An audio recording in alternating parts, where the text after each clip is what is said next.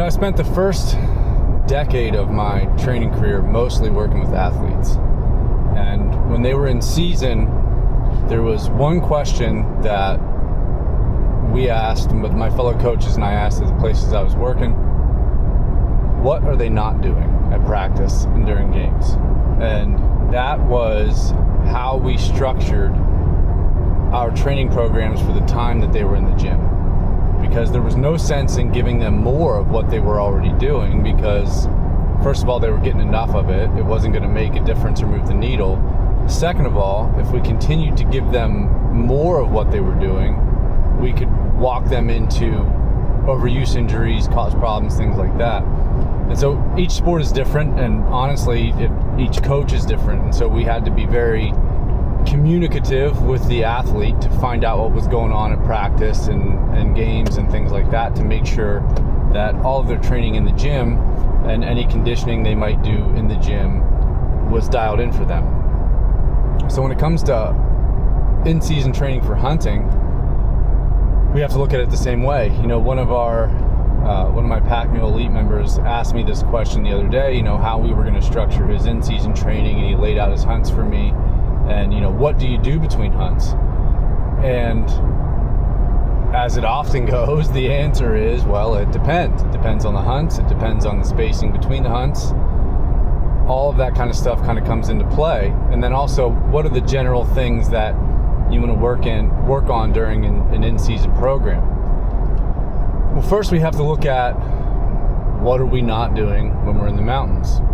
Well, we're obviously not lifting weights. We're not doing very much general mobility training.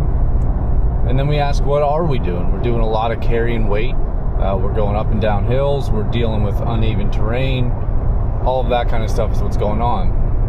And so when you look at the space between the hunts, the actual hunt you're going on, all of that kind of stuff, that's how you start to look at the first layer of what you do with an in-season training. And then the second thing is it's a good time to work on strength. First, because we needed to maintain our health and everything and our resilience as we go hunt. So when we get back, we want to do some strength training. It's also a great time to work on recovery, maintaining our aerobic base, and also doing some intense conditioning to maintain that in between hunts and to continue to maintain it throughout the continuous development cycle year round. And so, let's look at a few different scenarios. It's late July right now. Antelope seasons, pronghorn seasons are starting to open up, in the next few weeks here. If you're going out on an antelope hunt, you probably don't need to change much, right? Because it's not a super demanding hunt. Maybe you'll walk a lot, but it's certainly not going up a mountain, and it's certainly not walking across the tundra for miles, that's for sure.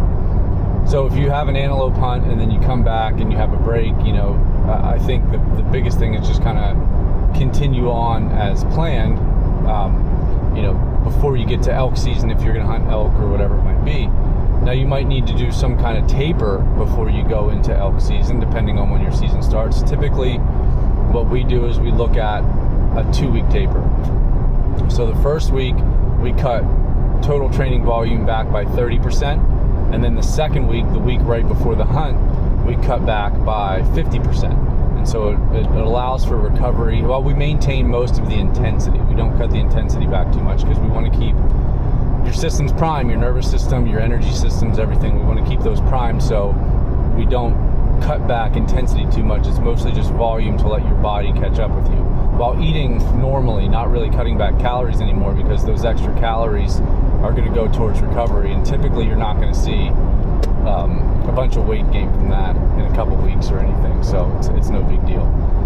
But let's say you have a hard archery hunt that you're going on early September, and then let's say rifle season comes in a few weeks later and you're going to go on that. So if you're going to go burn it during archery season, you're going to come back, you're going to need some recovery.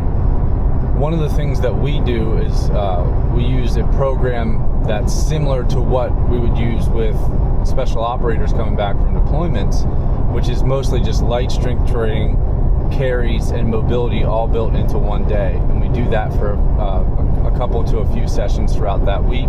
And then also some short aerobic work to facilitate recovery. I mean, it's not really like you're going to push your aerobic system there, but we want to recover. So some shorter aerobic sessions mixed with that blend of light strength, mobility, and carry work to bounce back. And then after that, we look at what's coming up. You just let's say you went on a 10-day archery backpack elk hunt. You just carried weight for 10 days. You got after it in the mountains. You don't really need to put a bunch of weight on your back between those sessions. So general strength work, general aerobic work, maybe some high intensity conditioning depending on where you're at and what you need. Those things all fit, and the mobility work. So really what we're doing is getting back to just like base training in between hunts. And then you go on your next hunt, and then the process looks similar. Now, when you get back, we're going to go into some kind of that recovery program that I mentioned earlier. Maybe look at some of the weaknesses. What did you learn on your hunts, and is that something that we can facilitate into your training to start getting you pushed forward developmentally? Depending on what other hunts you have coming up. Let's say you have those 2 big hunts, and that's kind of the bulk of your hard season. Maybe you'll do some lighter hunts. Maybe you're an Easterner and you'll come back and you'll hunt whitetails and it's not super demanding. Then we look at, okay, so where were the weak spots? What can we work on? And we might go into some testing if you're in Pack Mule Elite. Test and see where you're at, and then really individualize the process. But that's the main thing about in-season training, is you want to look at what are you not doing in the mountains, and then that's what we do in the gym. Because again, if you've done all of the pack work that you've needed to do to get up to this point, you're not going to need a ton of it during the season because you're packing in the mountains. Now, it might be, let's say you have an archery elk hunt, but then you don't hunt rifle season till like the end of October, beginning to middle of November. Well, then you might want to look at some pack work in between there, some high intensity continuous step ups to make sure you're still adapted to heavy weight, some longer rucks to make sure that you're still efficient under load and can keep going under load. But it really depends on the spacing between your hunts. If you only have a couple of weeks, you recover, then do some training to maintain, and then go into your next hunt. But if you have big spaces, you can almost go into another mini prep phase to prep for that. And then once your hard hunts are done, then it really comes down to, okay, so let's rebuild strength, maintain all the things that we developed throughout the year, and make things look more general, because there's a lot of specific training that leads up to hunting season. And not only do we not want to keep hammering that so we don't end up with overuse issues, but also we have to look at the psychological toll of it, right? So sometimes you just need a break from all that shit, and you just need to go to the gym and do some general stuff and just train. And it's beneficial physiologically and physically for your hunting fitness, but also, psychologically you need changes. We need changes. So that's something to consider. So we take the late in season, focus on strength, focus on general aerobic work, focus on general higher intensity conditioning for those that need it, right? If you still need to, you're someone that still needs to make a lot of ground up with your aerobic training, putting a bunch of high intensity training in at that point isn't the best, And then we also look at what are we doing calorically at that time of the year? We get into that time of the year and it's October, it's November, it's December, whether maybe you don't, but typically we're going to eat more calorie rich foods, and it's part of the deal. So we can use that to maybe, if necessary and if you want, put a little bit more muscle back on, lift with a little bit more volume, while also maintaining your conditioning. Because then once we hit mid-late December into January, we got to get back into more aerobic work to really start pushing our aerobic system forward for the next year and figure out, how much aerobic volume are you going to need to push the needle forward, and then how much high intensity, where do you need to be? So that process starts all over in January to really continue to build your conditioning year round, and what you can do for literally decades. But so that would be the biggest process. And then when it comes back from an exercise standpoint, a lot of the exercises will go back to getting a little bit more general. So, we can switch back to more deadlifting. We can switch back to things like that instead of all of the squatting and stuff like that we did to prepare for uphills. You're getting enough of that when you're out in the field. So we can come back and do it a little bit more generally. And sometimes that can help save your knees. And also, from another exercise standpoint. But, we still want to do stuff on our feet. We don't really need to be on machines and stuff that much, but the internal, the recovery workout I was telling you about, that's literally all with kettlebells or dumbbells, just to help you recover. You don't need the loading of a bar. You don't need to put that stress on your nervous system during that week after a hunt. You just need to feel good. You need to move and need to generate some recovery. So, but going back to just, the standard old barbell lifts, rack pull deadlifts. I guess a hex bar is not a standard barbell, but going back to hex bar deadlifts, dumbbell presses, overhead presses if you have the shoulder mobility, chin-ups, rows, all of the basic exercises. And sometimes it helps to not do stuff as much bent over, so your back starts to recover a little bit. But again, that depends on the spacing between your hunts. You have to, I can't emphasize enough how important it is to keep in mind what you're doing when you're in the field, the spacing between your hunts, and really taking stock of how much a hunt took out of you. If you go and really send it for a week, 10 days, 2 weeks, and you come back and you're kind of beat to shit, the first couple days you might just want to take some walks and do some mobility, then get back into some light strength work, mobility and carries with short aerobic sessions, and then kind of progress from there. You just really have to take stock of where you're at and not force it and not let your ego get in the way, because you're not going to lose all of your fitness in that amount of time. It takes a long time for that to happen, and one of the worst things that you can do is dig yourself a deeper hole so that you're not going to be prepared for your next time. And you want to come back, you want to eat. I'm not saying eat like an asshole, but eat enough so you can recover and make sure that you're taking care of yourself. Also, you have to take in fact, even if most people when they go out and hunt, they don't sleep all that well. Mostly because you might hunt till dark and then be up at 3 o'clock in the morning to go hike to the place that you need to get to. Some people just don't rest that well on sleeping pads and things like that. And so you're pushing yourself. So you have to leave that space for recovery. But so you have to take that into account. So you have to look at you might need to catch up on some sleep. You might need to just walk and do mobility for a couple of days, let yourself come around, and then start working back into training a bit more. But we got to come back, just focus on general training to keep your energy systems and your nervous system in line, let yourself come around, and then look at the spacing between your hunts.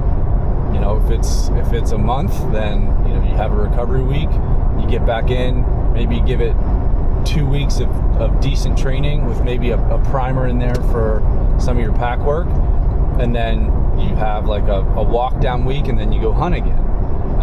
If you have longer space, then you can maybe get a couple mini cycles in to prepare you for that next hunt, depending on the specificity of it that you might need. And if you have just one hunt, you go, you send it, you come back and you recover, and then you just get into general training and maintain that throughout the year to maintain your strength, your mobility, your conditioning, and then also give yourself that psychological break from pushing with the really hunting specific type work. So from a 30,000 foot view, that's essentially how in-season training works. You do the things in the gym that you're not doing in the mountains. Maybe you have some mini cycles between hunts depending on the spacing, And then from there, we work on general strength, conditioning, and mobility to maintain what we need, maybe build some muscle, depending on what someone might need, and then start to prepare for starting the next year's training cycle once all of your hunts are done, and it's time to look at where your weaknesses are, where you were held back during hunting season, and what needs to happen. And one of the biggest things that I can't emphasize enough is your body weight matters. I'm not kidding. As much as 5 pounds can matter. If 10 pounds, you can really feel a difference. You can really feel it slow you down. You can really feel it affect your conditioning, affect you aerobically. So finding that sweet spot where your body functions really well and staying right around that to maintain your body weight and your conditioning, I can't tell you how much not gaining a ton of weight is huge. So if you want some muscle, that's your decision, but just realize that it's going to cost you in some way if you put a bunch more muscle on your frame. Maybe you got really depleted during the season and you need to put some back on for resiliency. That's one thing. That's a different conversation. But the biggest thing is, as we move into the end of the year here, putting a bunch of weight on, not only is it going to hold you back for hunting, it's just not the healthiest thing to do. So I'm not saying don't enjoy Thanksgiving. I'm not saying don't steal some of your kids' Halloween candy, because why wouldn't you? But realize that you got to balance out those calories somewhere, and if you're adding something in, something else has to come out, and just don't put a bunch of weight on, because it's not a good idea. But that's the overview of in-season training, and follow those guidelines and you'll be in good shape. And I have the links for all of our free resources in the show notes for this show. We got the hunter's field test if you want to test out where you're at, with all of your hunting fitness. We have the pack capacity calculator to see, where are you at from carrying the weight you need to carry on your hunt. Like, how much are you giving up? If you're not at a certain place on the step up test and you have to carry a certain amount of weight, just realize that you're making some trades. Or if you go and you smoke the step up test, know that you're pretty good to carry about as much as you want. And then if you're a hunter over 50, we have how to hunt hard after 50, and it walks you through different things you need to do to take care of yourself, and also how your training needs to change as you get a little bit older, to make sure that you stay in peak physical condition, and you're just doing the right things for you training wise right now. So because as much as we might not want to admit it, 50-year-olds need to train a little bit differently than 25-year-olds do. So that's all for this show. As always, I appreciate you watching and listening, and we will talk to you next week.